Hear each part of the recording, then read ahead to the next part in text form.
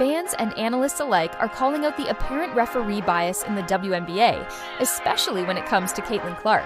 From the moment she entered the league, Clark, the WNBA's most talked-about rookie, was subjected to an unusual level of physicality that seemed unaccounted for by referees.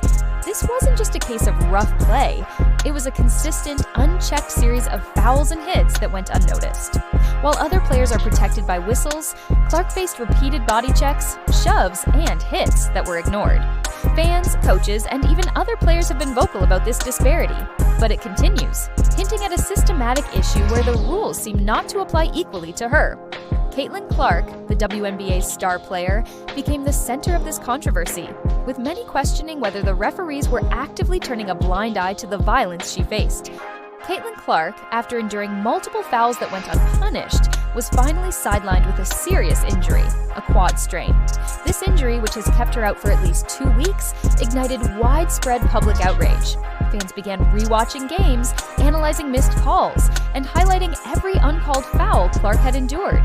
It was no longer about bad luck. It started to seem as though the system itself was working against her. The controversy intensified as many felt that the league wasn't protecting its most valuable asset, Caitlin Clark, who had become a key figure in the WNBA's resurgence.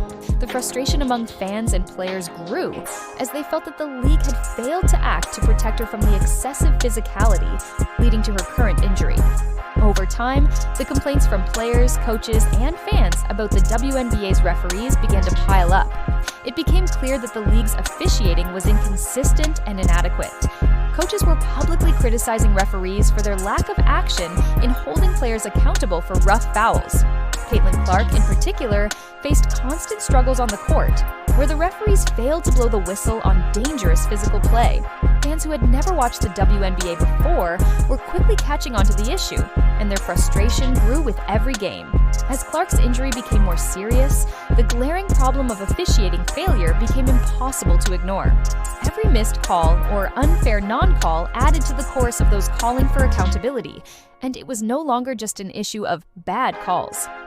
As the outrage surrounding Caitlin Clark's treatment grew, more was revealed about the underlying issues with WNBA officiating. It turned out that a significant portion of the referees in the league came from the high school circuit, bypassing important developmental steps such as officiating college or G League games. This lack of experience became glaringly evident during high-stakes games involving Clark, where calls were not just missed, they were often inexplicably ignored. The referees were simply out of their depth, especially when it came to managing the physicality of the WNBA and dealing with a star player like Clark. This lack of seasoned professionals managing the game led to the perception that Clark was being unfairly targeted, with her struggles on the court amplifying the criticism of WNBA officiating. What made the WNBA's officiating crisis even more alarming was the discovery that it wasn't just a matter of inexperienced referees. It was also about the influence of a powerful committee that dictates how games are officiated. This committee, made up of general managers, coaches, and other stakeholders, holds significant sway over how physical the game should be and what kind of calls referees should prioritize. In other words, the referees weren't making decisions based solely on the action on the court, but on directives from this committee. This led to a situation where the referees were not acting impartially. Instead, they were catering to a predetermined vision of what the league wanted to see, making it clear that the system was rigged in favor of certain styles of play, not necessarily fairness or consistency. Caitlin Clark is not just another player, she is a disruptive force in the WNBA. Her dynamic, high-speed style of play doesn't fit the more physical, slower approach favored by the league's decision-makers. Clark's rapid pace and ability to draw crowds is exactly what the WNBA needs, yet it seems that the league's powerful stakeholders see her as a threat to the status quo.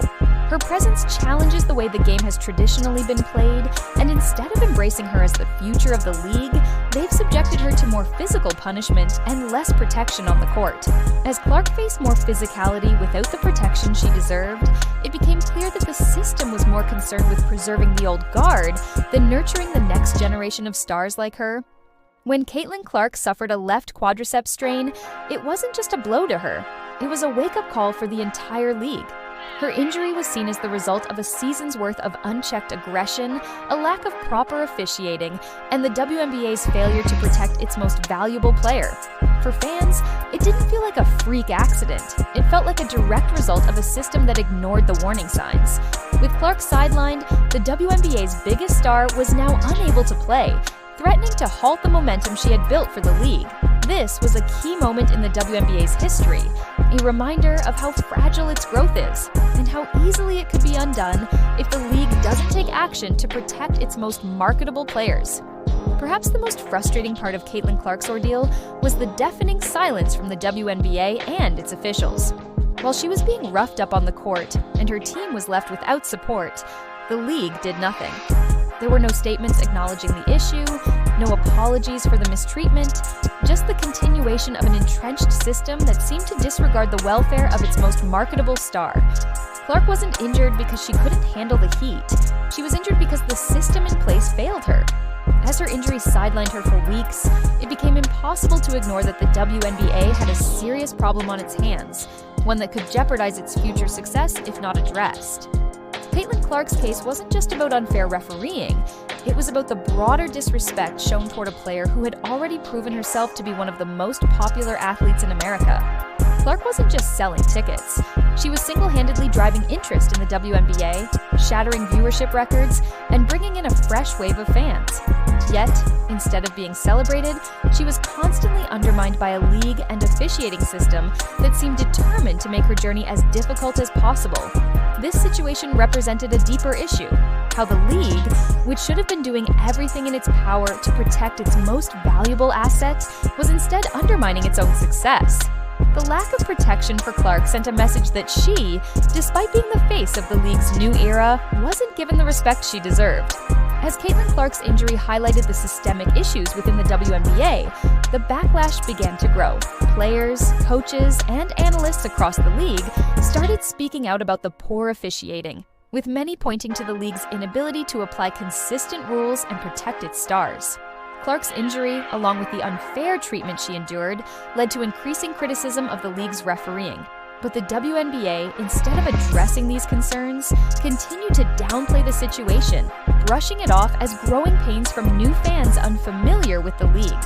This response only fueled the fire, with more voices joining the chorus of those demanding accountability for the officials and for the league to take a stand and fix its broken system.